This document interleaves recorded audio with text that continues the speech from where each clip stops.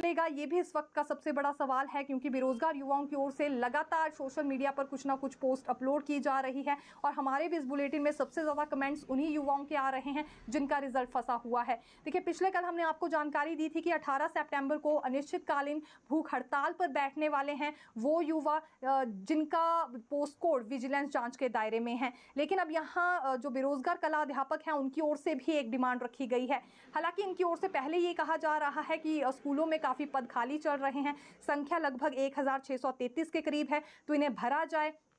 और शिक्षा विभाग की ओर से रेकमेंडेशन भी भेजी गई थी सरकार को 285 पद भरने के लिए, उस पर भी देखिए सरकार ने अभी तक कोई जवाब नहीं दिया है। तो यहाँ केवल जो पोस्ट कोड 980 के अभ्यर्थी हैं वही डिमांड नहीं कर रहे हैं, बल्कि बैच वाइज आधार पर भी जिनकी भर्ती होनी है या जिन्होंने काफ़ी वर्ष पहले ही डिप्लोमा हासिल कर लिया है और इस भर्ती के इंतजार में बने हुए हैं, उनकी ओर से भी डिमांड रखी जा रही है कि इन पदों को जल्द से जल्द भरा जाए। अब ये बेरोजगार कला अध्यापक की ओर से डिमांड रखी गई है कि पोस्ट कोड 980 का रिजल्ट भी जल्दी घोषित होना चाहिए और मिडिल स्कूल में जो 100 बच्चों की कंडीशन लगाई गई है उसे भी हटाया जाए और लगभग ये जो 1633 के करीब पद वर्तमान में खाली चल रहे हैं इन्हें भरने की प्रक्रिया शुरू हो। अगर सभी पद नहीं भरने हैं तो कम से कम जो रेकमेंडेशन भेजी गई है 285 पदों को लेकर, इसमें ही प्रक्रिया तेज की जाए। फिलहाल ना तो पोस्ट कोड का रिजल्ट घोषित हो रहा है और ना ही इसमें देखिए बैच वाइज आधार पर हमें भर्ती देखने के लिए मिल रही है, जिस वजह से ये भी काफ़ी हताश हैं। हालांकि इसमें कुछ एक देखिए ऐसे भी लोग हैं जिन्होंने 2002 में या 2004 में डिप्लोमा हासिल कर लिया था,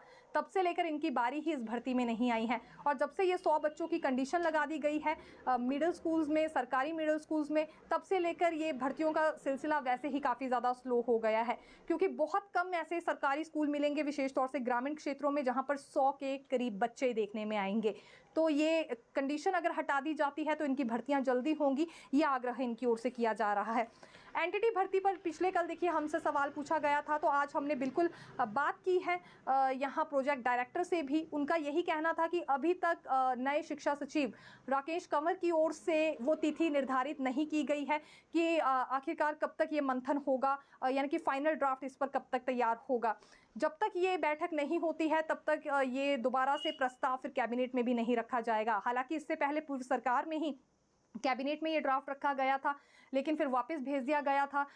वित्त विभाग की ओर से भी कुछ एक कमियां इसमें पाई गई थी, लेकिन अब दोबारा ये एंटिटी ड्राफ्ट तैयार करने की बात हो रही थी। 4 ऑप्शंस भी शिक्षा विभाग के अधिकारियों की ओर से दी गई है, जिसमें जेबीटी और आंगनबाड़ी वर्कर्स को भी शामिल करने की बात हुई है, या फिर 1 वर्ष का अतिरिक्त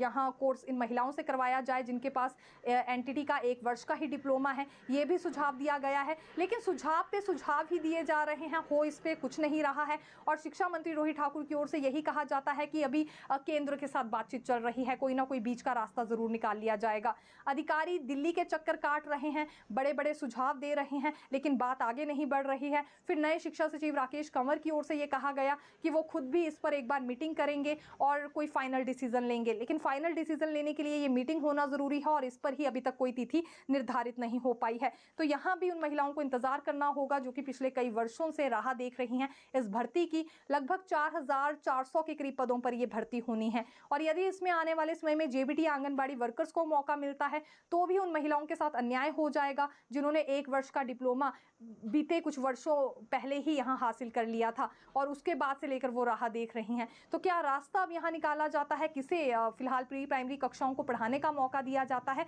ये हम देखेंगे। देखिए, एचएएस परीक्षा के लिए भी आयोग